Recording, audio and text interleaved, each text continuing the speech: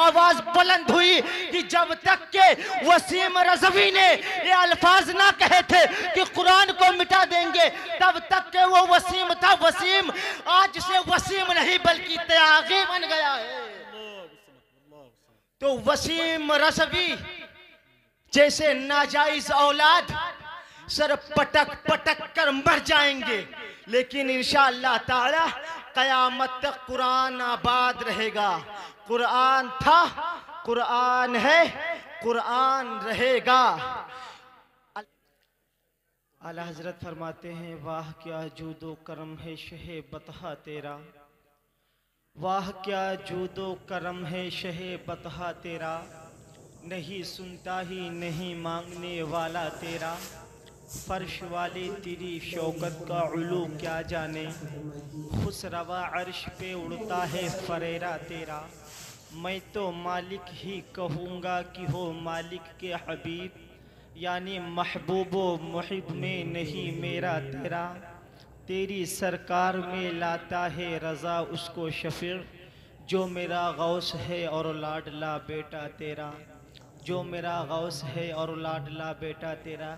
एक मरतबा दुरूद शरीफ पढ़ें, अल्लाहुम्मा सल्ली अला सय्यदिना व शफ़ीना नबीना करीबना मौलाना मुहम्मदिन बारिक वसल्लिम सलातु व सलामन अलैका या रसूलल्लाह सल्लल्लाहु ताला अलैहि वसल्लम। में मुबारकबाद पेश करूँगा मैं बड़े भाई जिसने महफिल मुनक्किद की है। अल्लाह रब्बुल इज़्ज़त जिस मकसद से उन्होंने महफिल मुनक्किद की है, अल्लाह उनके मकसद को पूरी फरमाए और अल्लाह उनके हर दिली जायज़ तमन्नाओं को पूरी फरमाए।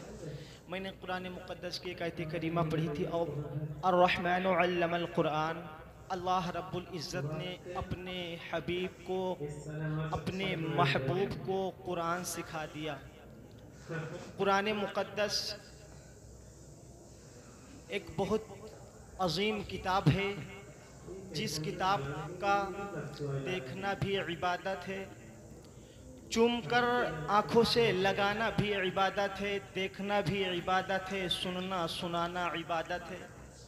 लेकिन आफाक भाई, आज हम लोगों के घरों का माहौल ये है कि हम लोगों ने तो कुरान को बालाए ताक रख दिया है। आज का सुन्नी मुसलमान कहता है हम अपने बच्चे को मौलवी बनाएंगे तो हमारा बच्चा अपने बीवी बच्चों का पेट कैसे भरेगा। मैं आपसे सवाल करता हूं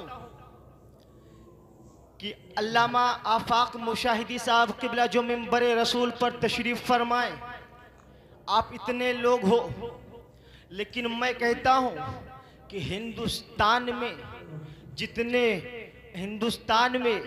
जितना हिंदुस्तान का सफ़र आफाक मुशाहिदी साहब किबला ने किया है, हो सकता है इनमें से कोई किया हो वरना किसी ने ना किया होगा। तो क्या लोग इनको बुलाते हैं इनके चेहरे को देखने के लिए, कि इनके हुस्न को देखने के लिए? नहीं मेरे भाइयों, लोग उन्हें इनको इसलिए बुलाते हैं क्योंकि इन्होंने कुरान को पढ़ा है, इन्होंने कुरान की अज़मत को सीखा है। मेरे उस्ताद हुजूर मुफ्ती साहब किबला अल्लामा तबरेज़ आलम क़ादरी साहब किबला को आज हिंदुस्तान के हर शहर में लोग याद करते हैं। किस वजह से? क्योंकि उन्होंने कुरान को सीखा है, उन्होंने कुरान को पढ़ा है, उन्होंने कुरान से मोहब्बत की है।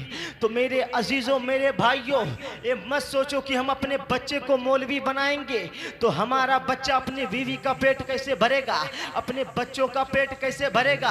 आप ये दिल में अहद रखो कि हम इंशाअल्लाह अपने बच्चे को आलिम दीन बनाएंगे, हाफिज कुरान बनाएंगे। आप अपने बच्चे को इंग्लिश मीडियम में पढ़ाते हो, आप अपने बच्चे को डॉक्टर बनाते हो, आप अपने बच्चे को मास्टर बनाते हो, आप अपने बच्चे को वकील बनाते हो, आप अपने बच्चे को जज बनाते हो। मुझे इससे कोई मतलब नहीं है, लेकिन मैं आपसे कहना चाहता हूँ कि आपका बच्चा दुनिया में कमाकर आपका जेब तो भर देगा, आपका पेट तो भर देगा, लेकिन कल मैदान महशर में जब आप बुलाए जाएंगे, अगर आपका बच्चा हाफिज कुरान होगा, अगर आपका बच्चा आलिम दीन होगा, अगर आपके लिए दुनिया में उसने कुरान मुक़द्दस की एक आयत करीमा पढ़कर तिलावत उसने आपके नाम से अगर कर दिया तो इंशाअल्लाह तबारक व तआला कल बरोज़े महशर आप अपने बच्चे के साथ उस हाफिज कुरान के साथ जन्नत में जा सकेंगे। तो आप अपने दिल में ये अरमान अपने दिल में ये सोच ले कि हम अपने बच्चे को हाफिज़ कुरान बनाएंगे, आलिम दीन बनाएंगे। लोग कहते हैं कुरान को मिटा देंगे, उन्हें पता नहीं ये कुरान किस अजीम किताब का नाम है। कुरान को कौन पढ़ते हैं, कुरान को पढ़ने वाले कौन हैं। जब आवाज़ें उठी कि कुरान को मिटा देंगे, मैंने आलम तसव्वुर में पूरी दुनिया का सफ़र किया। सफ़र करने के बाद पूरी दुनिया का जायज़ा लिया। मैंने कुरान से पूछा, कुरान तुझे मिटाने की बातें करते हैं, कुरान फरमाता है मुझे नहीं मिटा सकते। मैंने कहा लोग कह रहे हैं कुरान को मिटा देंगे। मैंने आलम तसव्वुर में तौरेत वालों को बुलाया, ज़बूर वालों को बुलाया, इंजील वालों को बुलाया, इंग्लिश वालों को बुलाया, हिंदी वालों को बुलाया, रियाजी वालों को बुलाया, संस्कृत वालों को बुलाया। सारे के सारे लोग हाजिर हैं। मिसाल के तौर पर गोंडा में मैंने बुलाया। मैंने सारे धर्म के लोगों से कहा गोंडा की सरजमीन पर आ जाओ। बहराइच के लोग भी हाजिर हैं, बलरामपुर के लोग भी हाजिर हैं, उतरौला के लोग भी हाजिर हैं, फैजाबाद के लोग भी हाजिर हैं, बरेली शरीफ के लोग भी हाजिर हैं, मसौली शरीफ के लोग भी हाजिर हैं, बेलग्राम शरीफ के लोग भी हाजिर हैं। पूरे हिंदुस्तान ही नहीं बल्कि पूरी दुनिया के लोग हाजिर हैं।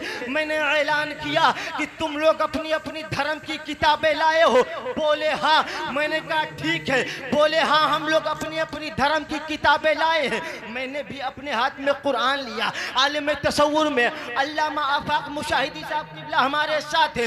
गोंडा के मीनाइया मदरसा के सहन में हम लोग खड़े हैं। मैंने आवाज बुलंद किया, ए दुनिया के धर्म के लोगों, अब चलो एक नदी के पास चलते हैं, एक समंदर के पास चलते हैं। सारे धर्म के लोग मेरे साथ हैं। जब सारे लोग इकट्ठा हो गए, मैंने आवाज बुलंद किया और कहा अपनी अपनी किताबों को दरिया में डाल दो। तौरेत वालों ने तौरेत को डाला, ज़बूर वालों ने ज़बूर को डाला, इंजील वालों ने इंजील को दरिया में डाला, इंग्लिश वालों ने इंग्लिश की किताबों को दरिया में डाला, इंग्लिश की किताबों को दरिया में डाला, गणित वालों ने गणित की किताबों को दरिया में डाला, संस्कृत वालों ने संस्कृत की किताबों को दरिया में डाला।